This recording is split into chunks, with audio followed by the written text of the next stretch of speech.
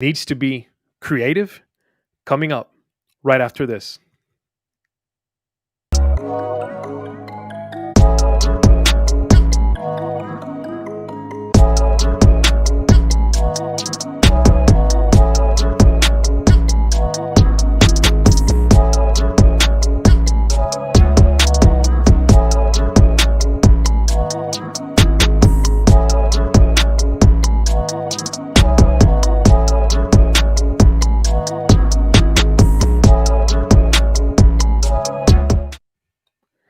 All right, welcome to the Vega Pod, inviting you to look at the issues through a biblical lens. Tonight, we're going to be examining whether the church has a creativity problem. Is there a lack of creativity? What steps can we take to help the church become more creative? And to help me with this difficult task, I have a new friend who's going to jump on and he's going to share some of his thoughts. So, without further ado, let me pull him up here and I'll give him a chance to introduce himself. Hey everybody, my name is Paul Mignard. I'm 44 years old. I live in Central Virginia and I run an Instagram account called Sketchy Sermons where I draw interesting people saying interesting things. Awesome. Yeah, so I came across Paul's page probably a couple months ago, and let me tell you, just kind of seeing some of the quotes and then seeing the sketches, the way you kind of piece those things together, it's something for sure. I can tell you, it's ministered to me a lot. One of the latest that you shared was from a youth pastor, and it's talking about how these students learn these difficult topics in class, algebra, biology, and all that. Yet when it comes to youth ministry, we shy away from the difficult topics in the Christian faith, or at least what we deem to be difficult. In reality, they're not. We don't want to talk about depravity. We don't want to talk about baptism and then things like that because we deem them to be, I guess, in a sense, taboo. So, Paul, honestly, your stuff has been very helpful for me, very encouraging. So I really appreciate your content, man. Oh, thanks. No, I appreciate it. I'm humbled. I'm humbled by that. Thank you. So tonight, like I mentioned, we're going to be talking about creativity in the church. Oh, what does that mean? Does the church have a lack of creativity problem? Um, is it should we be incorporating creatives or creativity into the church? Right? Is that biblical? Or does it fall outside of the lines? Is there a danger in incorporating creativity or creatives within the church? So let me go ahead and let's see. Let me pull up here. Hold on a second. All right.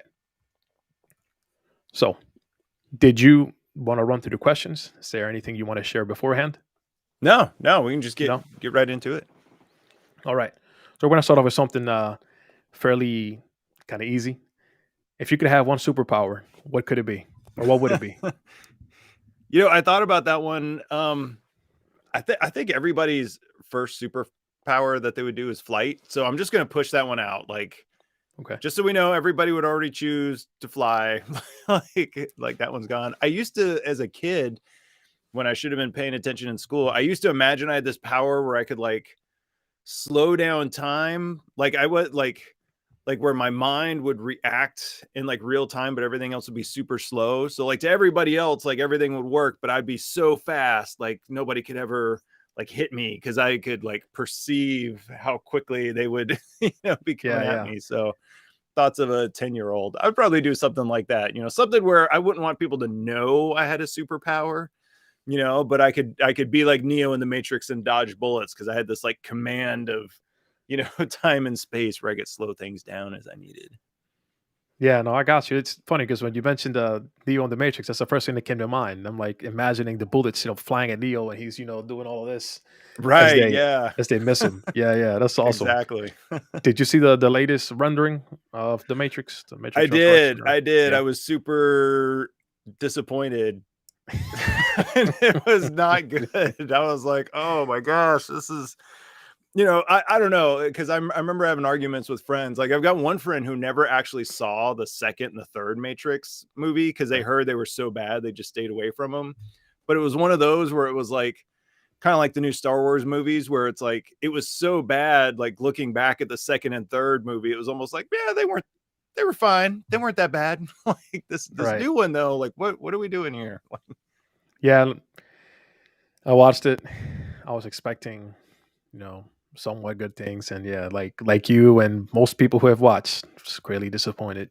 I Yeah. will say, if you haven't watched it yet, but, don't take our word for it. Check it out. I think a movie is good enough to watch once. I'm not, I'm not sure if I'd watch it again, but Yeah, exactly. especially if. Go ahead. Oh, I was just gonna say, I feel like it did the one thing a movie shouldn't be, which was just it just got boring. Like anytime they'd start fighting or anything, it was just like, and that was one thing, like Yeah. forget the silliness of like the second and the third movie. Like looking back at like Neo fighting the 100 Agent Smiths, like as silly as it was at the time, like it is so much fun. Like it's ridiculous. You watch it, the music's ridiculous, the whole reason he's there is ridiculous, but it's like it's so entertaining.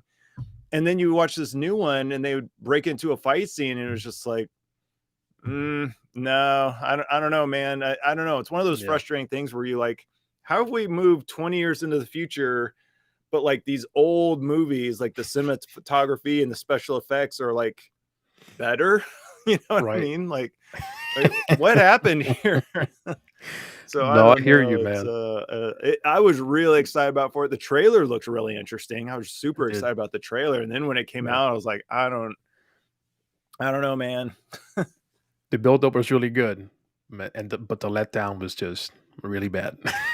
Yeah, yeah, exactly, exactly. I was like, I can't wait to watch it. And then when I saw it, and I was like, oh man, this is, and it's so hard because it's like, I hate to Right. critique somebody else's art because it's like somebody put this together over a course of years and it costs like $200 million, but then you get to the end of it and you're like, how did $200 million create this? Like shouldn't every Yeah. movie be amazing for $200 million? Like, oh my gosh, they made a movie for $200 million. Right. It's the most amazing thing I've ever seen. And most of the time it's like, it's fine.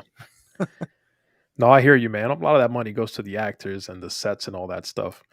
So, but Mm, I was just saying earlier, if you haven't seen it yet, if you saw the first, first, second, third one, like Paul mentioned earlier, just for that reason, it's worth watching this last one.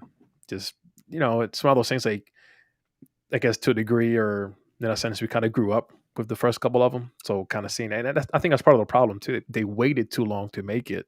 So then, the buildup was like, oh yeah, it's gonna be really good. And then you're like, oh yeah. yeah. Yeah. I mean, there's so many. I was hoping they would redeem the third one because I remember when the second one came out, because it wasn't a full movie. I feel like you can't really watch the second one. It doesn't stand on its own. Like you need the third one. And I remember when it came out, like at the end of that one, like they were on the run and they were out in the real world, and now all of a sudden, like Neo could manipulate Sentinels, and there was this whole like, man, is he in a Matrix? In a Matrix? Is there like a fail Yeah. safe, like a separate software simulation they're sending in? And then the third one came out. It was like, oh, he exists in the robot world and the regular. It was like, oh my gosh, like Yeah. you could just kind of feel where they gave up. So I was hoping this new one would have this like great explanation, just super nerdy, like, oh no, there's like multiple layers to the machine's deceptiveness, and it was like, no, we're not doing any of that.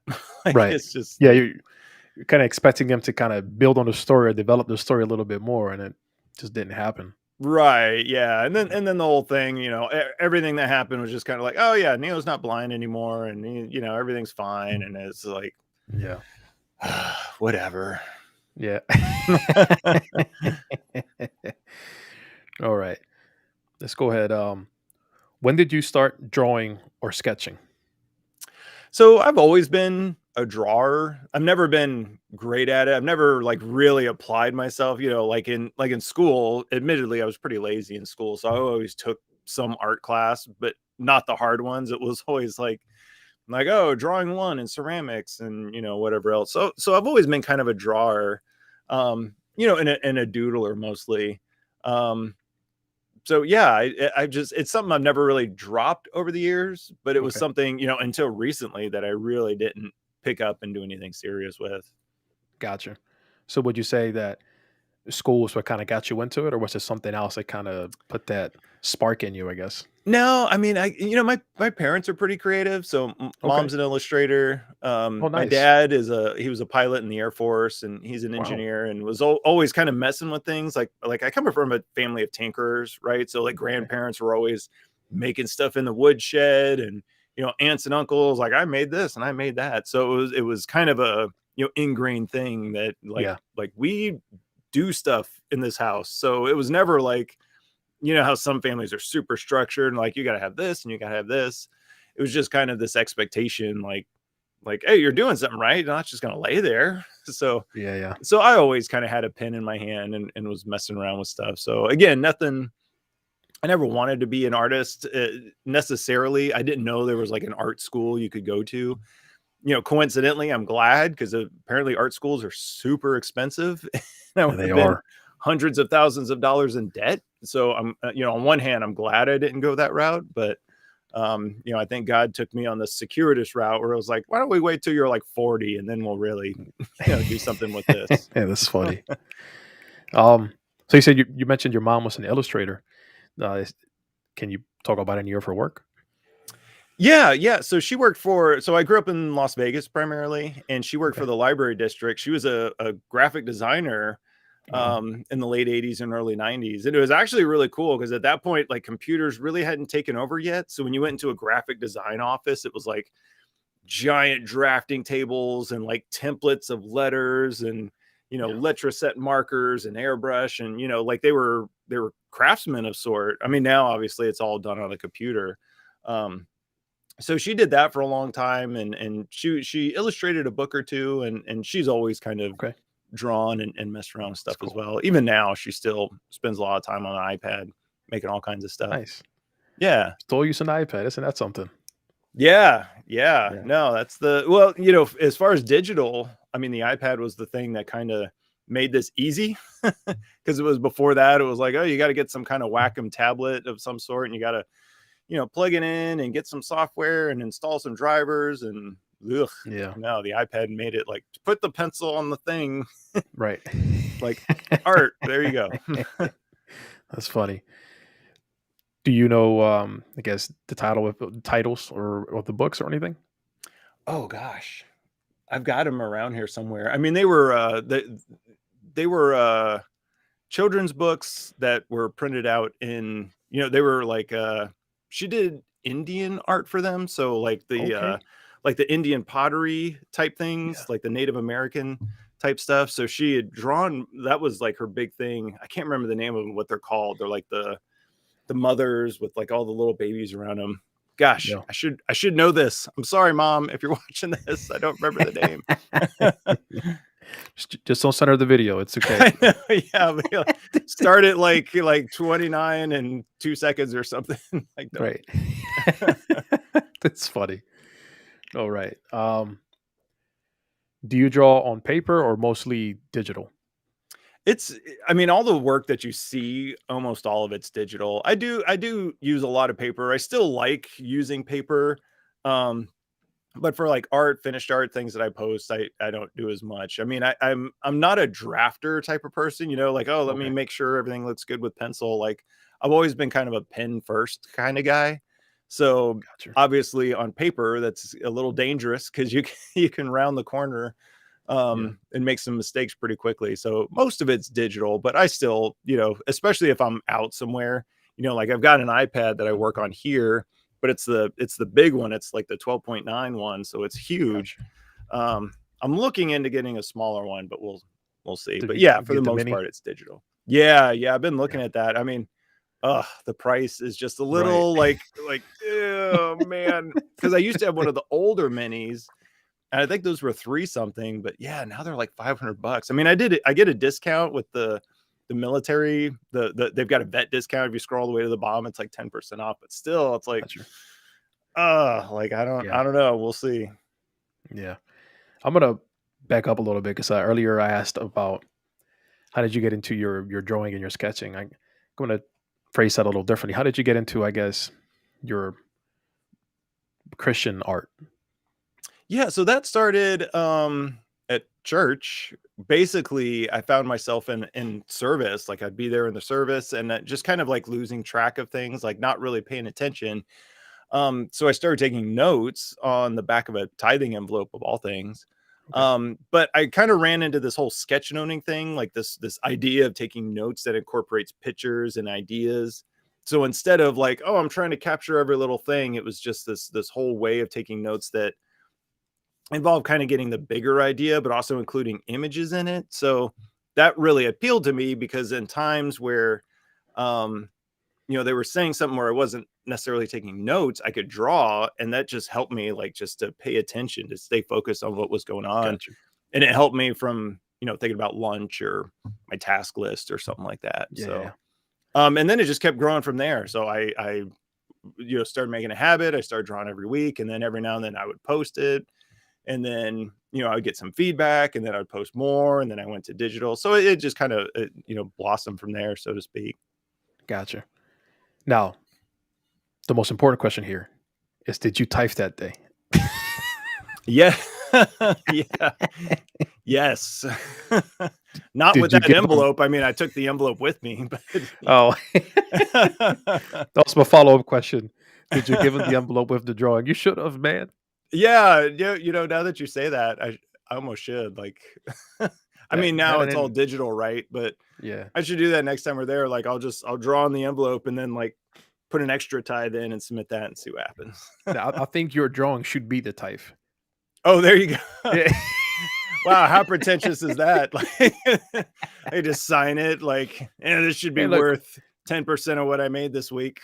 listen, it might, you never know. I don't know. I don't know if I don't want to get I don't know if I want to get to that level. Just Maybe if I was messing The around. Rock or something, like, oh yeah, look, I signed like 10 envelopes. Here you go. These got to be worth something.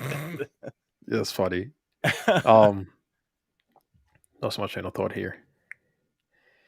All right, let's go ahead and we'll just kind of jump through them. It'll come back to me here in a little bit. I guess. Oh no, this is what it was. I think on your, I don't know if it's on your website or your Instagram page, you have like a smaller book where I guess you kind of opened it all up and you sketched out like a big picture. Yeah. How often does that happen? I usually do those at church. So those are like the ones I Okay. do on the little moleskin Yeah, sketchbooks. yeah, that's what it is. Yeah, yeah, Yeah. So those I generally do if I'm actually there at church, then I'll bring that. yeah. And take, I'm one of those people that tries to, like, if I'm going to a meeting or if I'm going somewhere, like I have to, have some paper and a pen. So yeah, no, I try to knock those out while I'm there. And they, that's kind of a fun exercise too, because you only have so much time. Um, Yeah. and you're trying to get the information, and yeah. So generally that's if I'm live sketching. That's what I do. That's really cool. So do you do that every time you attend a service?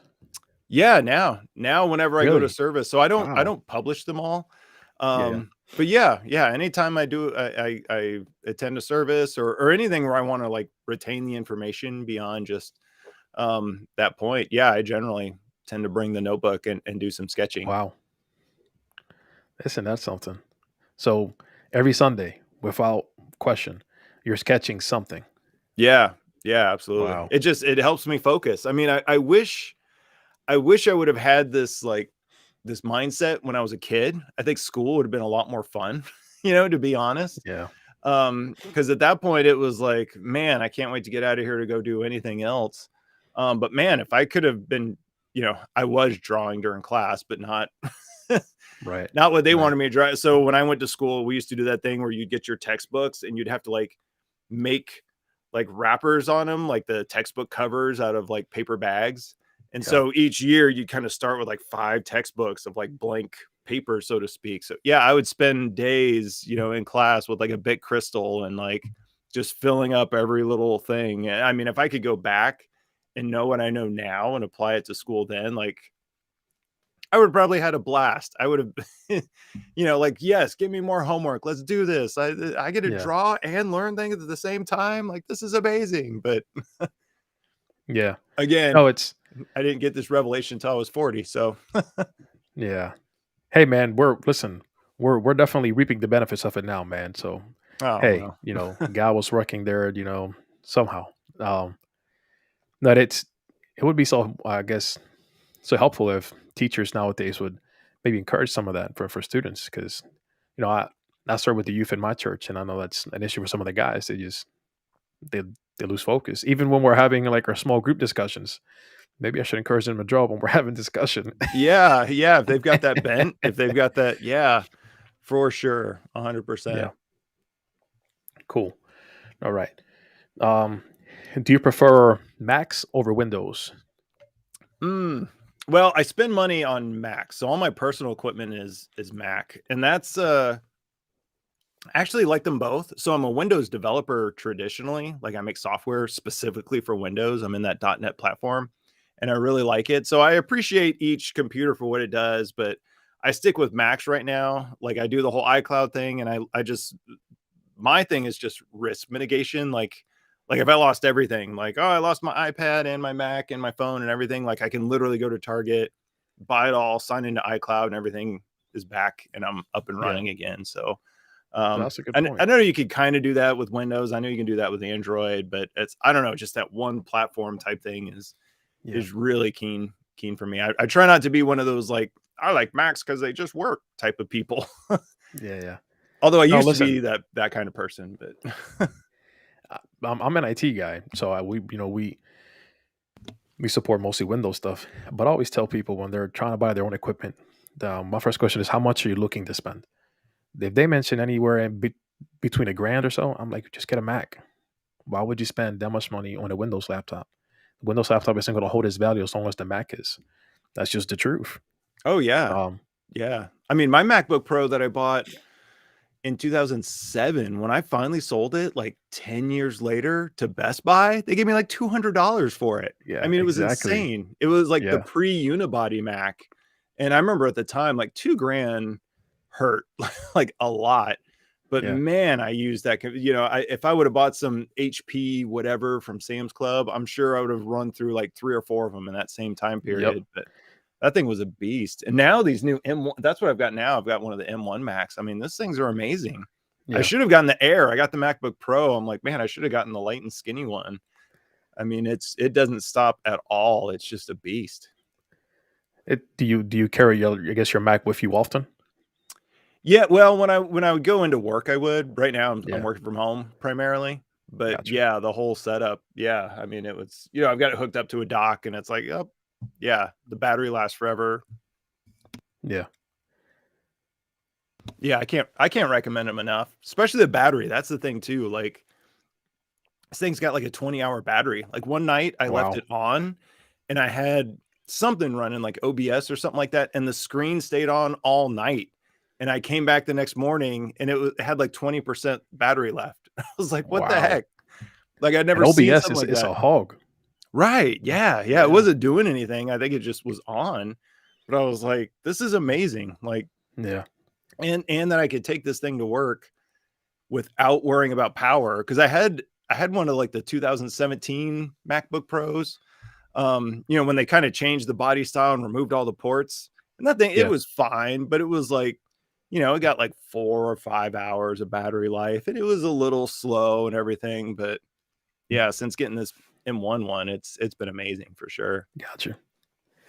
So Apple, if you watch this Yes, video, yeah, yep, it just send works. send some sponsor money to at Right. Sketchy Sermons. All right, Oh, he's the yeah, guy. I wish. That'd be nice. Do you have a favorite program or software that you like to use for your, I guess, your art? Yeah, so I use primarily Procreate. I've used the Adobe suite at different times. Their problem for me is that they keep coming out with new stuff. It's like they've had Adobe Draw, Adobe Illustrator, Adobe Illustrator Draw. Like I've actually got a list. I used to be a Flash developer, so me and Adobe, we go Yeah, back quite a ways in, and I have over and over and over again picked up products that they've killed off. Not to mention all the Macromedia products that I used to use that they bought and killed off. yeah. And so so yeah, I stick with Procreate. That seems to be Okay. the one that everybody uses. That's the one I feel like out of the box has the best line quality. Like you really don't have to mess with it. You get it.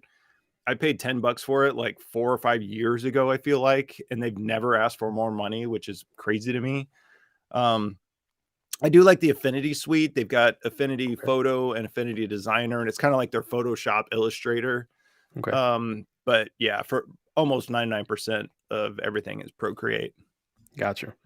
Now, do you use Procreate mostly on your iPad or your Mac, or you kind of bounce back and forth?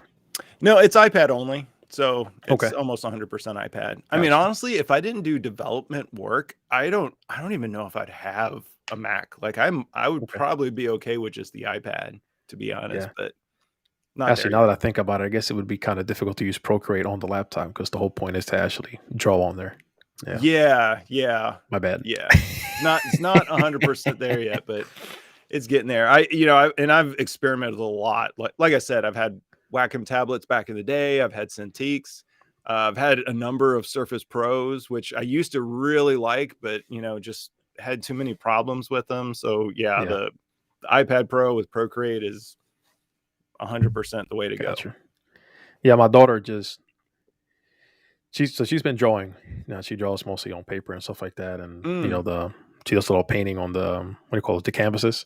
okay. But she had been so I brought it up to her a few years ago, but she wasn't quite ready yet about Procreate and all that. And so we tried a couple of the like free ones that it's very limited. But she's 11, Right.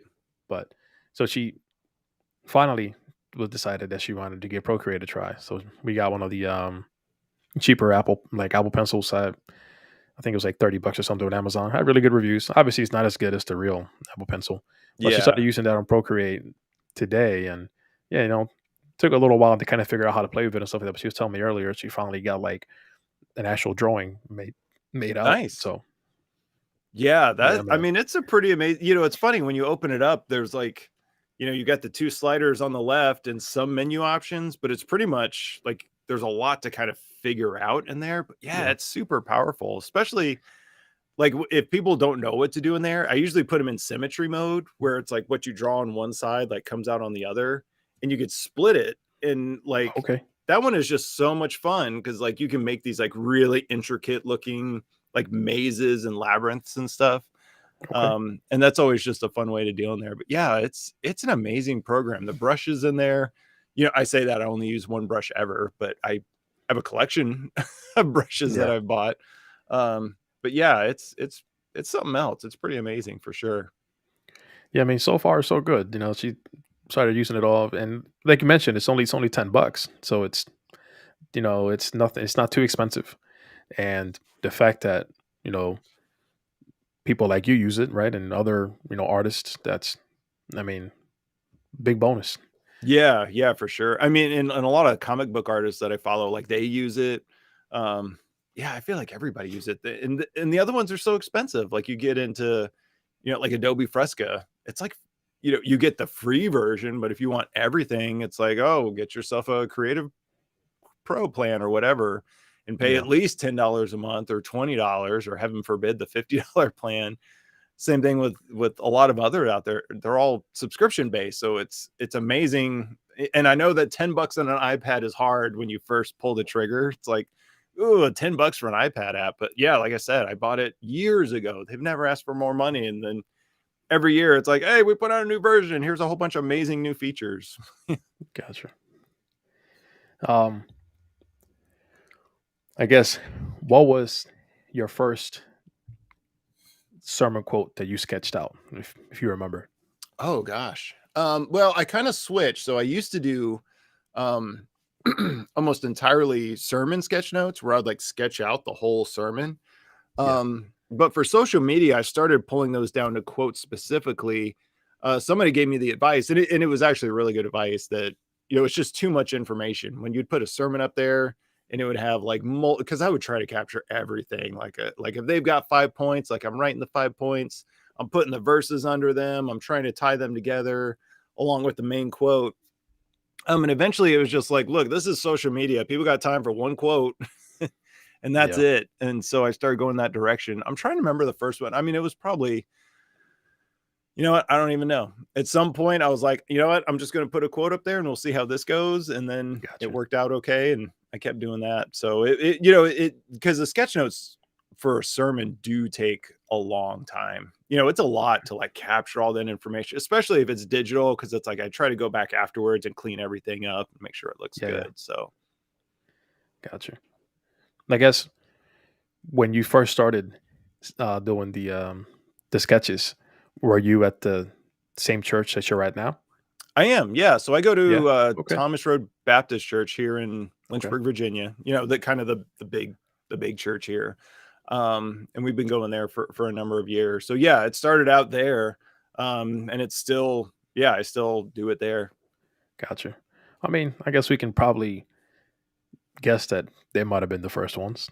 Yeah. Yeah. Yeah, I go to a mega church in Lynchburg, Virginia. Imagine trying to figure out Right. which one that is. But that's where, your first, I guess, sermon sketch was likely from there. So we'll Yes. we'll, Yeah, when I we'll go leave that back, I there. know I've got some paper notes that go back from there for sure somewhere. So yeah, it started out there. I mean, they are rough. When I, when I look at Yeah. the first ones that I did, it's like, you know, kind of like we were talking about the video earlier. It's like when you first start out, it's like, all right, I'm just going to do this and put it out there. And then you check it out a few years later. And you're like, wow, that was, Right. I mean, we all got to start somewhere, but Yeah. that was a That's rough true. place to start. Yeah. Um. So we're gonna kind of change gears a little bit. Gonna get a little bit more into specifically the church. Has the church supported your craft? Would you say it supported your craft? Um, well, when I say yeah, the church by and large, when I think of like the body of Christ, you Yeah. know, like yeah, people have been really good to me. I mean, it's you know, I know social media can be a difficult place for sure. Especially when you start getting a lot of people viewing your stuff. But by and large, people have been really supportive about the things that I post and about the people that I draw. I've gotten so many recommendations. I've met a lot of people. And Nice. it's been a really edifying process for sure. Now the local church, you know, I mean, I don't think they know what to do with it, to be honest. Like I do these Okay. things. And different churches, you could kind of tell they go through different social media strategies at different times. You know, they Yeah. get somebody in who's super motivated and they're like, I'm going to attack social media like a boss. And other times, like, well, social media is where we kind of let you know news, you know? Right. Yeah. So, Yeah. so it depends on what's going on at a given point. But no, I would say that the church, you know, people have been really receptive to, you know, the discussion, so to speak. So yeah, absolutely. Yeah. So you say more like the widespread, or I guess kind of like the global church has been very supportive of your art. Local church, it's kind of been kind of not really sure what to do with it yet. So trying to figure it out. Yeah, it doesn't really fit in any church structure, you know? Okay. So, and I think the church, you know, admittedly has to be careful when they start endorsing content creators. Cause if, you know, they're sharing all my stuff, it's like, well, now do they have to answer for everything that I post? Cause sometimes I Right. post things that might not align 100% with what they're trying to communicate. So it's tricky for sure. Yeah. No, for sure. And I hear you. I understand. Like I said, what kind of pushback, if any, have you encountered when it comes to your art? The biggest one I get is whenever I post a female pastor. Like that is the Okay. one like like Yeah. like if you want to draw some anger from some people, Yeah. you draw a woman and write pastor on it and you will get some quotes for sure. Yeah. That's Like funny. I get DMs, I get you know, there's always the drive by First Timothy 12 posters that are just like that's literally all they leave. Right. Um, but yeah, people they don't like that one too much. Now, admittedly, on sketchy sermons, I'm not trying to pick fights necessarily, so I don't really like jump into these really like I'm not a reaction account, so Gotcha. like depending on what's going on the day, I'm not necessarily jumping into that fray. I mean, my thing is more like when people say something that I encounter as the truth and I'm interested to explore it more, you know, it goes into the content Right. folder and then, you know, eventually they may show up on the feed. Um, so I don't generally tackle super political things. I don't, you know, I haven't gotten into any like transgender arguments or, you know, stuff like that just because I don't think I have anything to add to that yet, so to speak. Like Yeah. I try to bring conversation to the or I try to bring viewpoints to the conversation that maybe people didn't consider. So Gotcha. but yeah, the one female pastor, people are very serious about that, I Yeah. found. I guess I guess if you're comfortable, what's your personal take on that? No pressure to answer the question. I want to make sure I throw that out there. I mean, I definitely see it. It's not, and I say this about almost all the issues. Like, I see it as a secondary issue. So, Okay. like number one, like as long as we're on the same path that, we are a depraved being and we are redeemed through Christ alone and only through Christ, who died, who lived a perfect life, was executed and died and was resurrected, and now we can have life through him. Like, as long as we're like okay there, like okay, we can have some disagreement on these other ones. Yeah. So that falls into one of those. And I don't disparage anybody. If you run a church that holds that standard, like I'm not calling anybody out. I'm not like, you guys are doing heresy. Right. But I think it's open for discussion for sure. Yeah. No, I agree. I think it is. It is secondary, but that, my friends, that was a gospel presentation that you just heard from Paul. So you'll go back, listen to it again. Right. Yeah. Yeah. I'm like, if we're good on that, we could talk Yeah, about yeah, everything yeah. else, like young earth, old earth, like all this stuff. Like, yeah, let's talk about it. When people are, because I try not to go, you got to be careful. Like if you get too empathetic, there's this whole like, well, everybody lives their own truth and Yeah. universalism. Like, I'm not trying to go down that path, but I'm definitely like, we should not be being awful to each other over some of these issues, especially like that, because I No, I mean, agree. you'll see people online that get brutal where they're like these are witches that are preaching in Yeah. church, and you're like, these are our sisters in Christ. Like, let's come on, man. Wow. Like let's bring Witches. it down Let a me little tell you, bit. I don't think I heard that one. Oh, yeah, it went off on Twitter not long ago, Jeez. which is, obviously where all the controversy is, but somebody had mentioned, I don't remember the exact quote, but it was something like, they equated female pastors to witches, and it was awful. And it was like, I can't Oh believe this man, is where that we're is at with this. horrible. Like, yeah, right. Yeah. And like publicly, theologians, and it's, Yeah. so I'm just not a fan of that kind of, Jeez. it's like if your theology involves putting somebody down publicly online, like, I don't know, man, like that. And that's one reason why, my account, I, I I like to highlight issues, but I don't like to like put down people necessarily. So, when I Got you. illustrate somebody, it's like I'm not trying to like put them up to like look at this person and their mistake. Like, let's talk about this. It's like, I'm not going to go down that road, so to speak. Got you. So did I hear you say there was a theologian that said this on Twitter?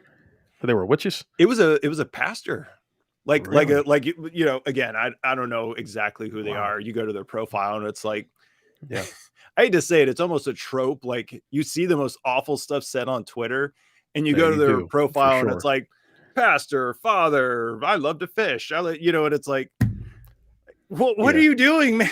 Like, you Yeah. can't be all these things and then go online and say the most awful things to people. Like, what are you Yeah. doing? No, I think that's something for all of us as believers to keep in mind that what we say, on our social media accounts, they can hurt our witness. Maybe choose your words carefully. If you're Right. not sure, don't post it. To take a step back, cool off, share it later.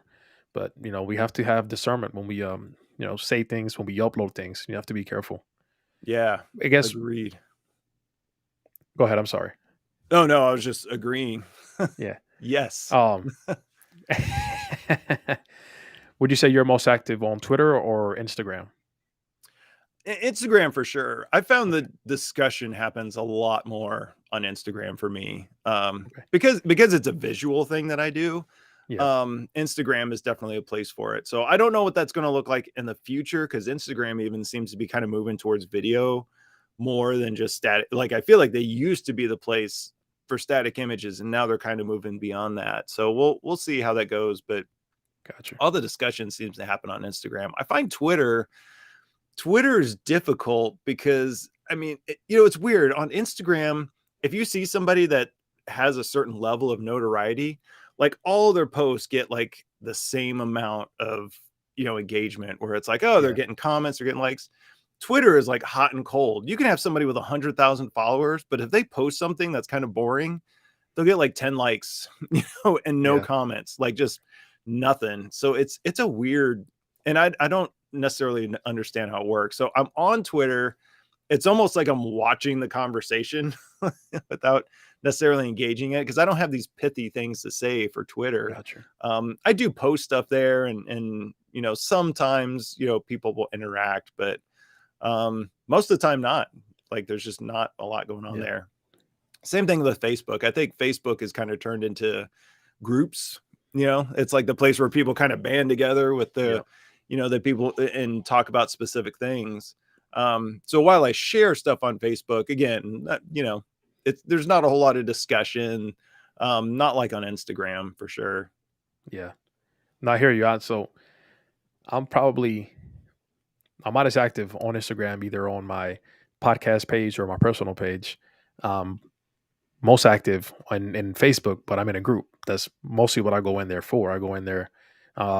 It's called the Bodega Bible Talk. It's kind of movement this guy started on YouTube. BK Apologist. He started Hmm. this Bodega group, and people that are kind of were following his content all go in there and discuss, and it's good. You get into some good conversations. You get some ideas thrown out there that you might not encounter, and just have a little fun in there. So yeah, Oh, it's kind of nice. a good online community. You get a little camaraderie and all that, and some joking around and stuff. It's a good time. No, that's excellent. And I feel like Facebook's kind of turned into that. The whole public thing isn't as great anymore. It's just Yeah, all like I know I'm in a few different groups, and they're highly specific to an interest. So um yeah, no, it's interesting how it's kind of turned into that. yeah, for sure. All right. Um, would you say, I guess, in your professional opinion, does the church have a lack of creativity problem?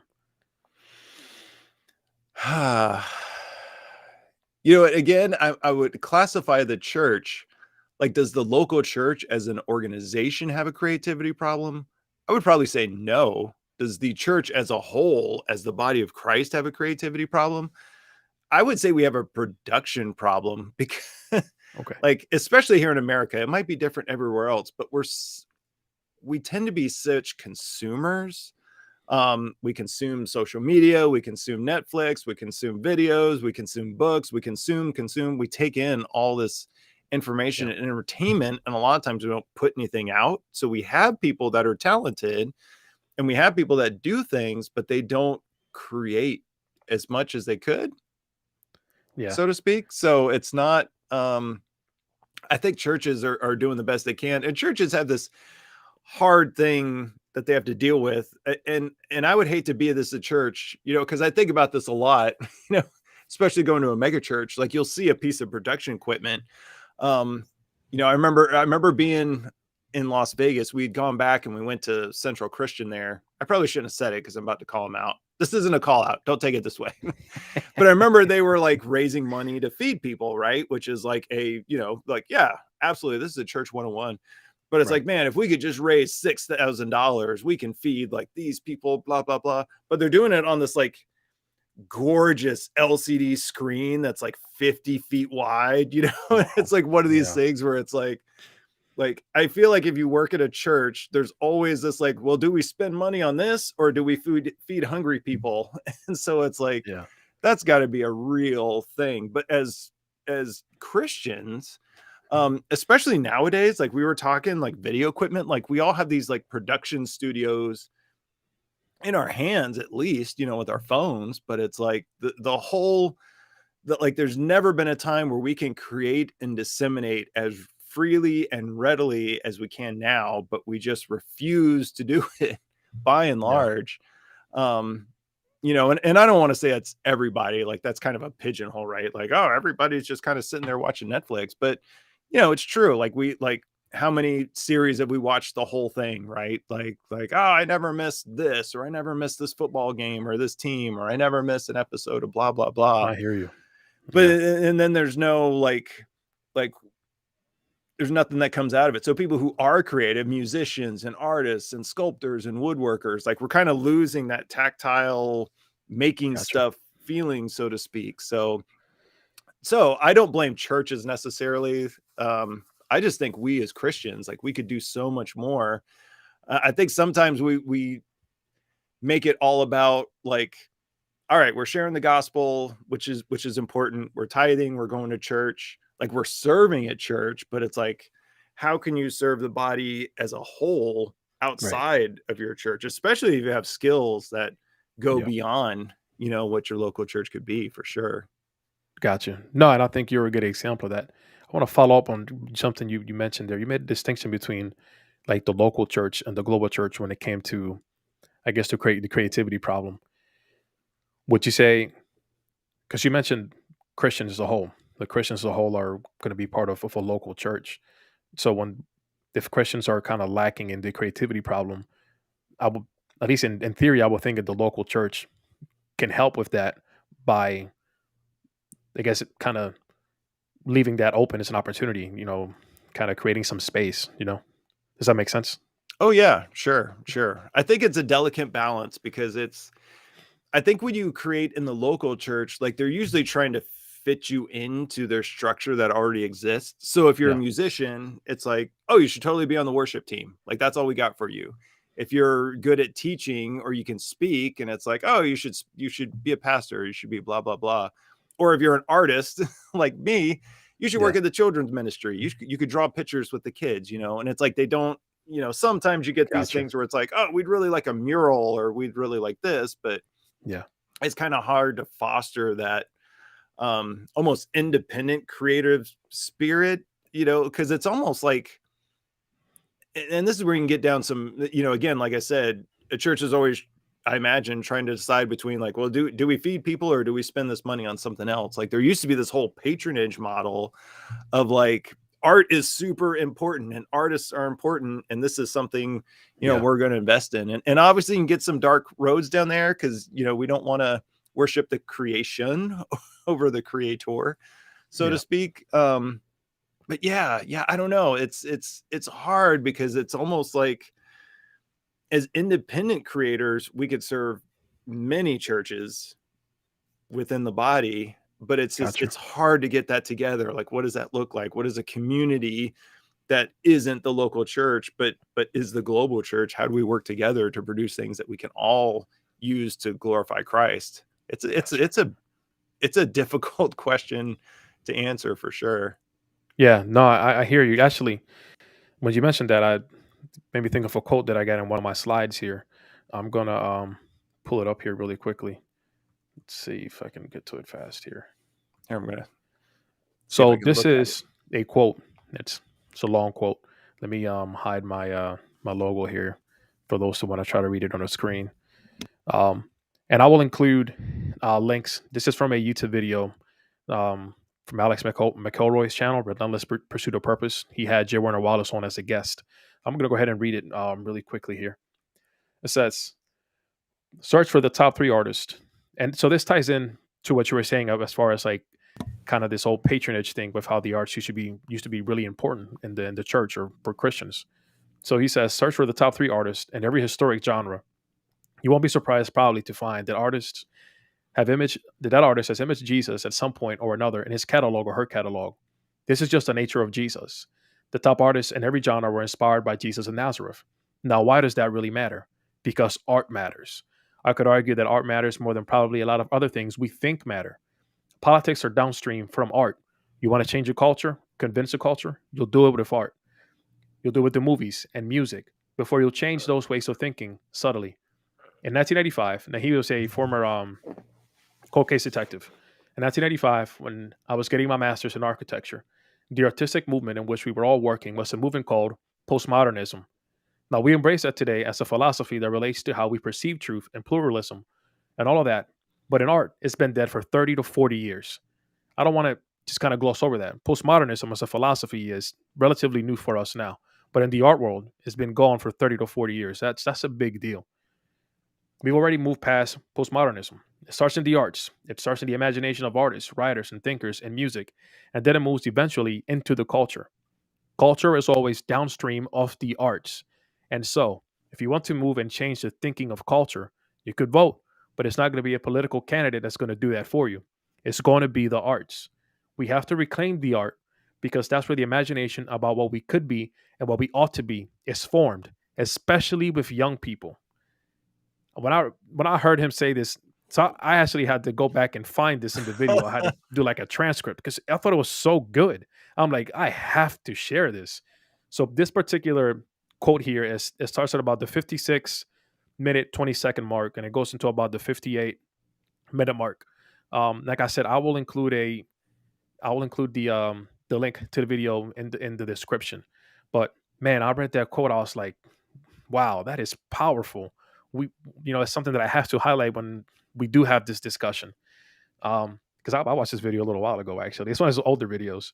Um, Mm. but for those who aren't familiar with Warner Wallace, Warner Wallace, if you watch this video, listen. Yeah, no, that's awesome. I got to check that out. he's a he's a Christian apologist. His latest book is Person of Interest, Focus on Jesus. He's he takes the approach of, he kind of writes this story out, but he illustrates it, similar to how Paul does his sketches. For those who are listening, so it'll be kind of like that. Um, Obviously, it's not as detailed as Paul sketches, but they're still good. So he also has written a couple children's books that I actually was able to go through with my daughter when she was younger. We still have a couple at home. Cold Case Christianity for Kids, God's Currency for Kids, Forensic Faith for Kids, and those have like adult companions books as well. Um, I have not read the adult ones, but I can tell you the kid ones were very good. And as an adult, I learned. So yeah, definitely worth checking them out if for those who listen who haven't. And if you're not familiar with this ministry, I will definitely look him up. This page is Cold Case Christianity. Oh, All that's right. interesting. I'm gonna check that out for sure. Sorry, man. Got a little passionate there. No, no, you're good. No, that's awesome. All right.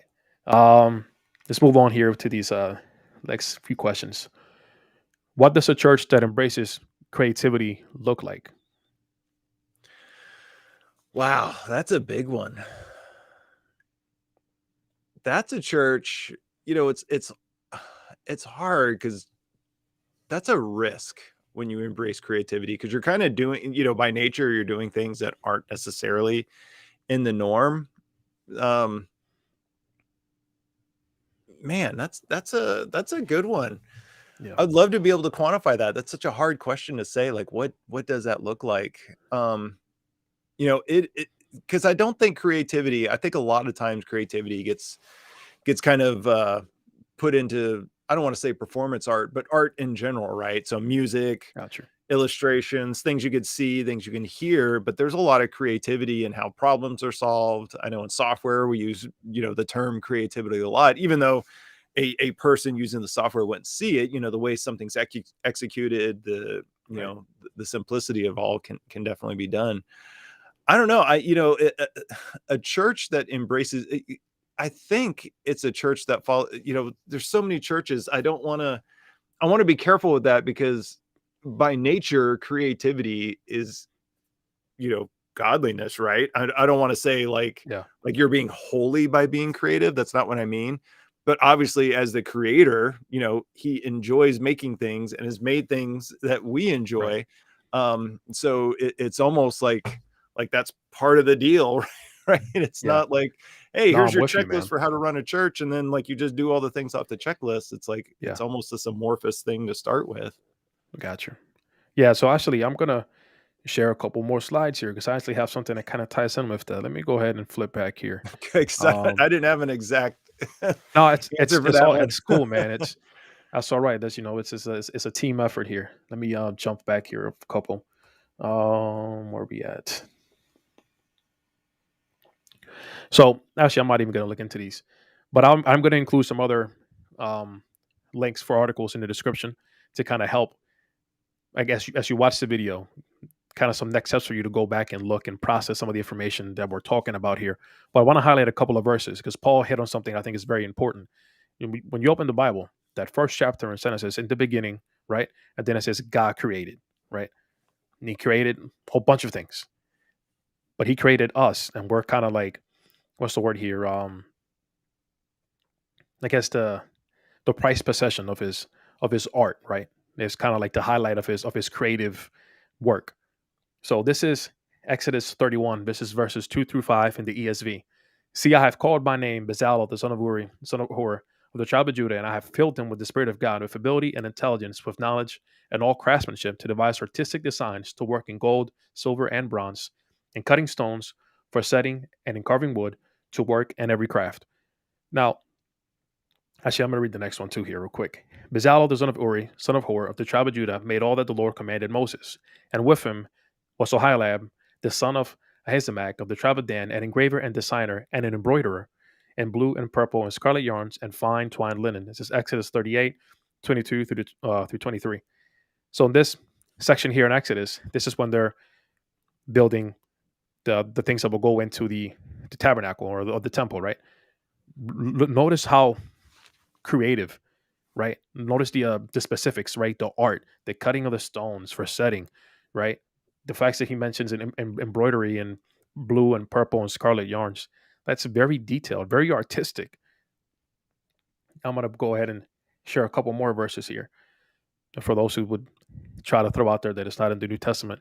And like I said, this is all throughout Scripture. I didn't have enough time, and just to filter through all the different scriptures to include them. But I would encourage you to definitely, if this is something that you're struggling with, or a question that you have, or you want to maybe help your church and kind of encourage them to kind of get into more of the creative side of things, mention some of these verses, help them kind of think through this. For we are His workmanship, created in Christ Jesus for good works, which God prepared beforehand that we would walk in them. Now, the NIV translates this word here, workmanship, as handiwork, right? This is for Ephesians 2, verse 10. The NLT translates it as masterpiece. The idea is the same. We are a work of art. And I read in one of the articles that it's this idea of kind of like poetry in a sense. So it's beautiful. The heavens declare the glory of God, and the sky proclaims his handiwork. Psalm 19, verse 1. He also made the lampstand of pure gold. He made the lampstand of hammered work. Its base, its stems, its cups, its cauxes, and its flowers were of one piece with it. Notice the last couple of items here.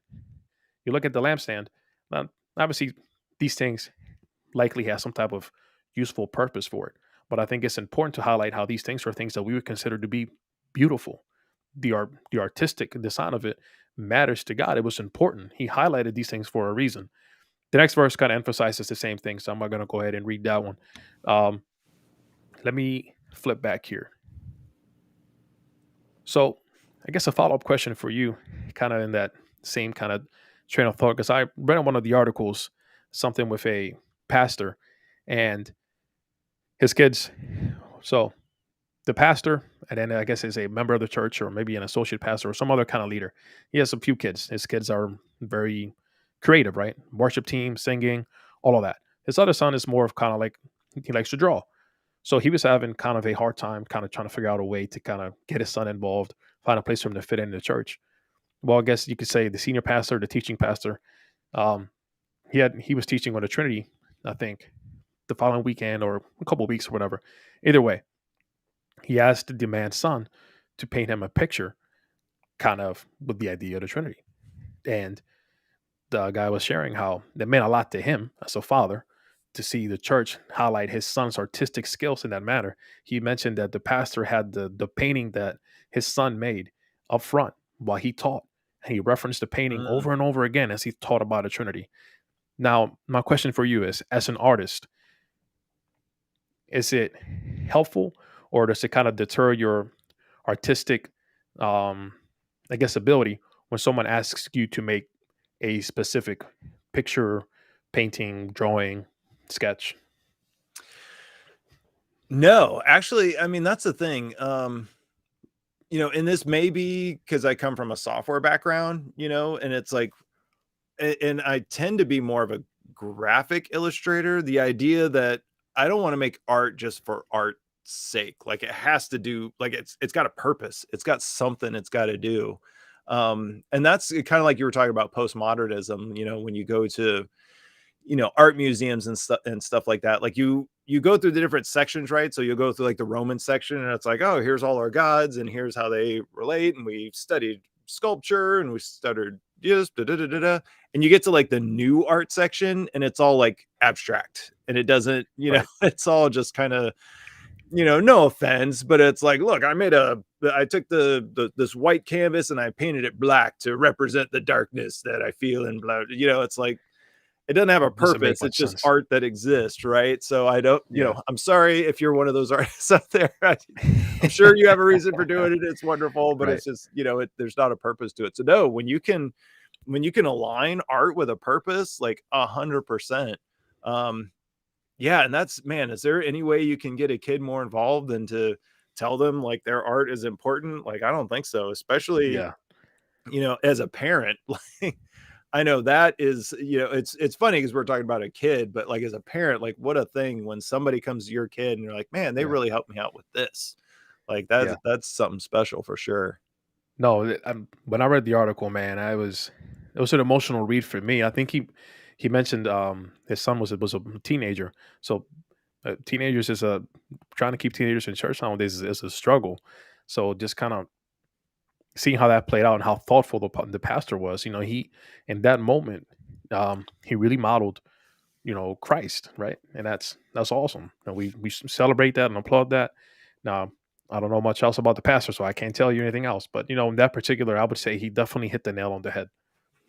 Yeah, All yeah, right. 100%. And that really ties into the role of introverts in church because I think a lot of church Yeah. service is an extroverted event. It's a lot of performance, and I don't mean performance like putting on a show for sure, but Yeah. it's like if you're on the worship team, like you're up in front of anybody. If you're on the teaching team, and I know there's a whole litany of people that are behind the scenes working on things, but there's some people who work best, and this is myself. Like I do these drawings in the morning by myself in the quiet before everybody's awake, and it's because there's Oh, an introverted part of me that works best like that. If this was something where it's like, hey, we want you to be out in front of everybody all the time when you do this, I don't know if it'd be something I'd want to do. It's just gotcha. it's like that I get fueled by that quiet time for sure. So, Yeah. no, that's beautiful that you could take somebody who's not performance based or who doesn't wanna be in the limelight, like, "Hey, you can help us solve this problem." Like, no, that's beautiful. But since you mentioned kind of how your process is when you're making the sketches, so does when you're making, I guess, when you're drawing the sketches, is it kind of like in your personal kind of quiet time with God? Yeah, so my fully transparent process, so I wake up really early. I get up about like 5 in the morning, Okay. and I try to do some reading first. I used to just jump right into sketching or drawing, but it's like, all right, most important things first. Let's pray. Let's try to get right here. Yeah. And then after that, I usually have a queue of sermons that I'm listening to at any given point. If I'm drawing a person, I'll try to listen to something that a lot of times I'll be writing a quote from something some speech they delivered or a sermon they Yeah. give. Um, so no, I try to make it a time, and it takes, this time is between like 5 and 7. So it's about 2 hours where, and sometimes the time runs away and I don't finish or whatever. But, no, I try to make it a time where it's like, all right, I'm not going to focus on politics. I'm not going to keep my mind on, what are new features in the new iPhone. It's like, all right, I'm going to spend this Yeah. time learning and studying and figuring out and improving my craft and talking to God and trying to get right before the day That's begins. awesome, man. Yeah. And no, I get up early as well. I mean, it's kind of the only way I'm going to be able to have that time. If I can't do it, I know some people say, "Oh, I'll do it right before bed." That would not work for me. No, no, I I have to get used to up be able to early. do that. Yeah, when I was in my 20s, like, yeah, Yeah. yeah, my time was like 9 to midnight. Not anymore. Like, Yeah. I mean, you know how it is. You have kids, it's like, Right. you go through a period where your time's not your own. Yeah. Um, now my kids are old enough, but yeah, by the time 9 o'clock rolls around, I'm done. So I try to do the important things early. That's definitely one of them. Gotcha. It's awesome, man. All right. We're at about the 1 hour mark here. How much time do you have left? I don't want to push it Uh, too much. yeah, I probably got, about another 15 minutes. Okay. All right. Does So that work? Do you need more time than that? No, listen, if you have more time, I'll take it. Okay. But if not, I have a couple more questions. I can kind of pick some of the ones that I think are best, and then we'll kind of wrap it up. Okay, yeah, I probably have a hard stop here in about 20 minutes, so, 20 minutes. yeah, Okay. we'll go with All right. that. So let me see here. Um, all right. So I'm gonna definitely want to hit on this one. I guess from a local church perspective, how can churches become more creative? And I guess what are some things that you would say that they can implement? And if you have any examples that you can think of, that'd be great. I think the encouragement part, again, I think a lot of churches, they run into this problem where when they see somebody who has a skill, and I'm not calling out, like, I get it. They have a million things to do. Like, it's a really difficult process. But there are people who want to make things and talk about things that don't necessarily fit into the church structure. There's people like myself that, are kind of doing okay on social media. But it was through some grit that I had to get there, right? Like there's no like startup. Gotcha. Same thing with people. I think of like there's a large number. I feel like there's a large number of Christian content creators that are on YouTube that are making videos. Like those people, Yeah.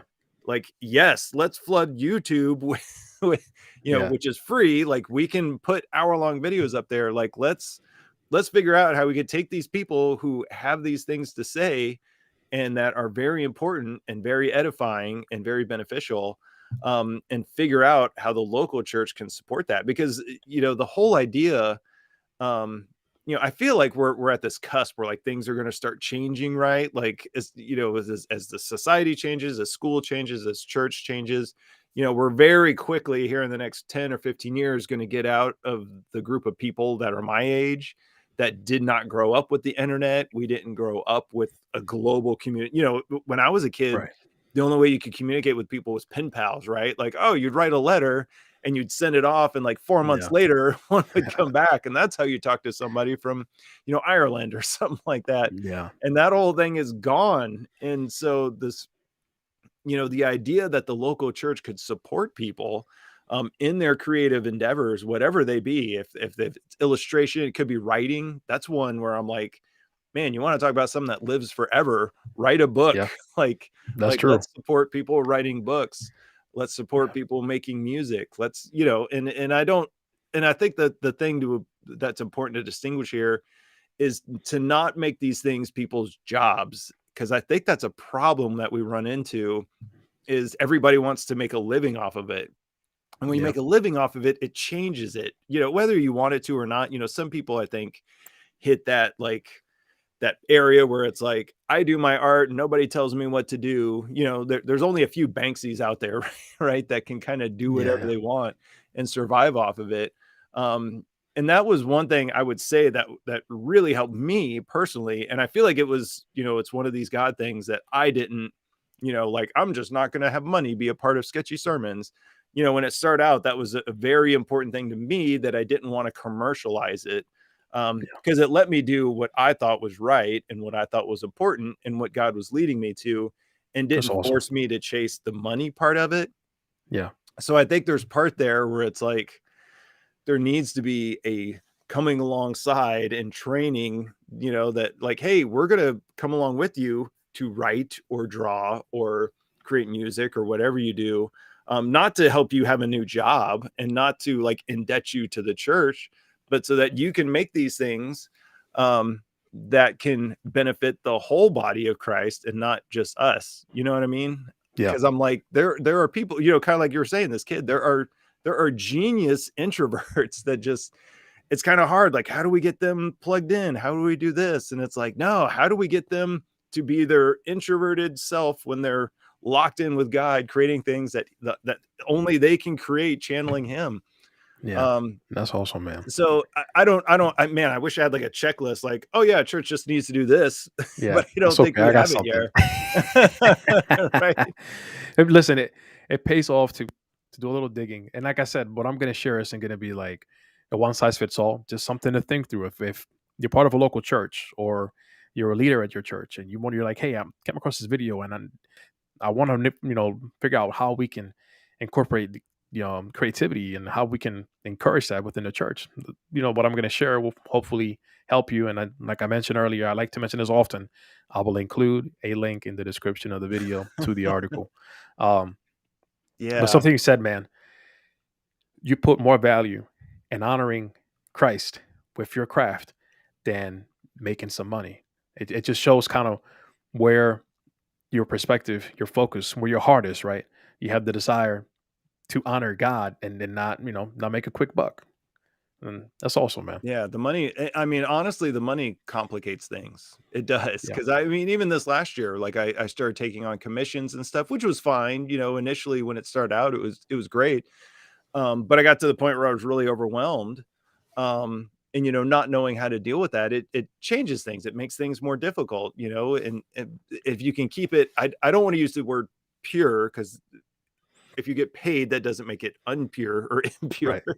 But it changes the relationship of things, especially when you're creating things. Because if there's that, I always try to keep it. And this is when people ask me like, how do you know what to post, or how do you know what to do, or whatever. It's always like, man, you pray, and actually posting the thing is I don't want to say the reward, it's the goal. And not Yeah. the likes or the follows or the comments or any commissions Right. that would come off of it or anything else.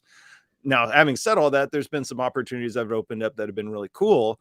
But if you come into it with that attitude, it's almost like fasting, right? Like, well, there's your reward, like, oh, I put in all this Yeah. time and money and now I got a book deal. And it's like, well, great. You Right. got what you were working for. But it might not necessarily be like the most glorious thing that God has ready for you, for sure. Gotcha. It's like, you got to be careful with that. Yeah, no, I hear you. I guess what I'm hearing is more of when money gets involved, it becomes more of a demand where you're kind of doing it for yourself. It's a way for you kind of recharge. And then as obviously as you share these sketches with the quotes, you're sharing the sketch with the quote because that quote really spoke to you and ministered to you the moment that you heard it. So the quote itself is a reward, right? In a sense. Right. Yeah. 100%. Yeah. Doing the art, getting it out there. Yeah. Yeah. Yep. Oh, I Let think you said me it. see if I can pull these up here really quickly. See where we're at. Um, so these are some ways to foster creativity in the church, and this is from the Christianity Today article that I will include in the video description. Um, Prioritize creativity, and he runs through a list. I think he has about seven. I don't go through all seven, and I just kind of highlight specific kind of phrases that stood out to me as I read it. So prioritize creativity. A commitment to creativity must be reflected in your identity, documents, teaching, and in ways you present things visually. This is talking about maybe like the bulletins that you have out, or like Paul mentioned earlier, the stuff you share on social media. All of that stuff is gonna show, hey, is this church gonna embrace my creative gift, or is it maybe gonna shy away from it? Plan creativity. Nothing encourages creativity like actually putting creative events on your calendar. Make time and space for it, right? Show that it's a priority. Travel with staff. Allocate funds in your church budget to get even a few staff to travel together to conferences or to visit organizations. Obviously, just that time together is going to spark some creativity, but depending on what they're looking at, that in itself could encourage some creativity. Teach on creativity. Teaching something from the front also trickles down to conversations about cultivating creativity at home and in other ministries in your church. So that example I shared earlier about the pastor incorporating the teenagers painting about the Trinity, emphasize for the church, creativity is important to us here, and we want to prioritize that. We want to encourage those who have that gift, and we want them to develop those gifts. The last one I have here is value ongoing education. As leaders in the church, pursue online education or vocational training. It will expose them to cutting edge conversations and equip them with new tools to bring to the challenges and opportunities the church faces. So, creativity is going to help you as you encounter different struggles in your church. And one of the things he mentions in the article is that for people that are, I guess, kind of going through an intern or something along those lines, he asks them to enroll at actual college to take steps in their education. And I think that's awesome. All Yeah. right, 100%. And I think that's one man. thing, that is one thing I harp on, not even in the church, but like in organizations. Cause we, as a as a culture, we've kind of gotten away from, bringing in good people and then making them work. Instead, it's like, well, we need people that already know everything to come to us, and that's the only way we're going to take them. Because Yeah. I think of like my grandfather, like he, classic story, like he, started working at the factory when he was 14 because they needed the money. But he worked his way up, eventually got to this management job, they trained him, da da da. Da. Nowadays they don't do that. Like they want you to show up with everything ready to go. And a lot of times that's at great risk to yourself, by, paying for college or whatever else. And I think, that whole idea of finding people in the church, especially like this is a person with an aptitude. How do we invest in this person so that they can go on to glorify God with their skills and talents? And that's a hard question because I know like society seems to have completely gone away from that. Now everybody's doing their own. You got to do it on a side hustle or you got to do it on your own. Um, Yeah. but man, what and I think of like you mentioned this guy's son, where it was like, man, how do we invest in this person, that has a skill that is Yeah. ready to glorify the Lord? Like, how do we pour into them for sure? Yeah. Nah, man. So I'm gonna try to wrap things up here because we're getting close to this time. Okay. How has creativity enhanced your walk with God? you know, it- Really leaning in. So, like I said, I've always kind of been a drawer, right? Like a doodler. There's times where I was like, I thought I was going to do more with it, but it wasn't until I took this thing and like combined it with my walk with God where they both kind of blossom. Because Gotcha. now that I'm sharing stuff, it's like I'm really kind of digging into what people are saying. When people quote a verse, like I'm reading the verse, I want to know what it's about. And then I want to know what the chapter's about and the book's about. It's really like created this curiosity in me to know more. And it's weird how that works. Like the more I create, the more I get into stuff, the more I dig into the Bible and the different elements of it. I just keep finding things that I never discovered were there before, right? Like the latest one was, the ephod from, I think it's in Exodus, where they describe this garment. You were talking about God's creativity before. Yeah. Yeah. It's so funny because I feel like we quote verses of the Bible that are one sentence in the New Testament and we hinge like all this theology on top of them. But then you go back in the Old Testament and you're like, I get Paul said this one sentence about this, but Moses spent 4 paragraphs talking about the ephod. Like, why? There's Yeah. something here that's really Right. special and important to Right. God. You were mentioning that creator. He's like, look how I set this up. Like, you put all the jewels arranged like this, and then you take the Yeah. gold linen. And so no, all that to say, I mean, it's opened up a more curious eye to me into these things. So instead of just being a consumer of church, like, all right, I tithe, I read my Bible, my 15 minutes a day, I go to church on Sunday, I'm a good person. It's like, man, there is this whole world that's available out there that I'm just curious about getting into. So it's, like I said, I do this in the morning. It's like, man, 5 o'clock hits and my head pops off that pillow and I'm ready to go. I'm so excited to fit, to do something that morning. Um, yeah. So, and I feel like that's a God thing. Like he's put this thing in me. I've been able to cultivate it a little bit, but when I combine it with something more important, like now all of a sudden, there's a spark that definitely wasn't there before. Yeah. So if someone comes across this video and maybe they're struggling, feeling discouraged, maybe they're an art, they're artistic, they're create, they're creative, right? They have this creativity that God has put in them, and they feel like they're feeling discouraged, don't feel like the church is really helping them or supporting them. What are I guess what are some words you would say to them to kind of help kind of lift them up a little bit? Man, that's a hard one because I almost don't want to steer them towards social media because it Yeah. can be rough, right? Like people can be pretty brutal sometimes. I will say that being on social media has helped me to develop a tougher skin. And there have been people that have come into my social media sphere that I've met that have been amazing people. They're very encouraging. Um, I would say people who have an artistic bent, if you are taking these talents and these skills that you've learned and you're combining them with spreading the gospel, learning more about Jesus, learning more about God, building his kingdom, fulfilling his promises, doing all these things, like that's blessed work. Like that is something that's Amen. really special. And even though through comparison's sake, you might think like, well, my art isn't as good as this person, or, it's not about that. It's you're taking something universally true and universally important, and you're combining it with something that you've created. And there is something very special about that.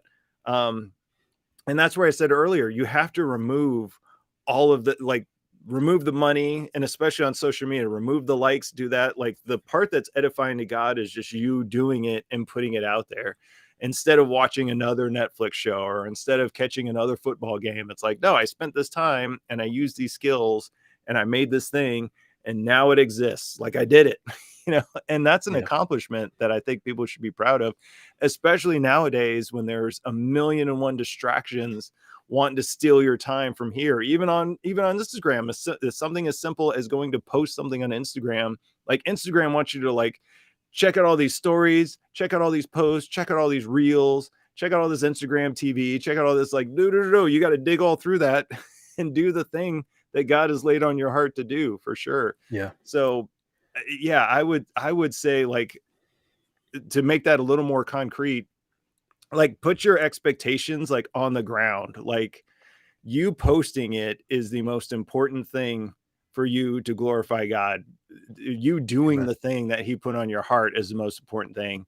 Let Yes. everything else, like, it just doesn't matter. The money, the likes, the comments, like, it's not the measure of success. The posting is the measure of success. The doing it's the measure of success. And if you're Sure. doing it prayerfully with the right heart, like people will come alongside you for sure. I Yeah. mean, I can't think of anybody, again, if your goal is like, I want to have 100,000 Instagram followers, like, do you? I mean, is that your personal goal? So is that Yeah. a God thing or is that a you thing? Because you need to distinguish what those are. Right. But yeah, I've just found if you do things prayerfully with the right heart, with the right intention at the right time, like it'll be fine. Like you will have done Yeah. the thing, God will be glorified, and you will have done what he's put you in at that moment to do, for sure. Let all the comparison and everything else just fall to the wayside. Gotcha. I think it's very helpful, man. That's awesome. So I'm gonna end. I have one more really quick question here. Do final thoughts, and I want you to maybe one or two sentences. Okay. Does the church need creativity? Yeah. Yeah. There it is. 100%. Yeah. Yes. There it is. Need We've answered the creativity. question. All right. So getting ready to wrap things up here. So I appreciate you guys tuning in. If you're not already, go over to Instagram, Twitter, Facebook. Paul's most active on Instagram. Follow at Sketchy Sermons. His posts are incredible. Honestly, just looking at the picture of the quote, don't forget to hit the little three dots at the bottom and read what he has to say, because his thoughts really tie into the picture very well, and it'll encourage you. It'll give you some next steps.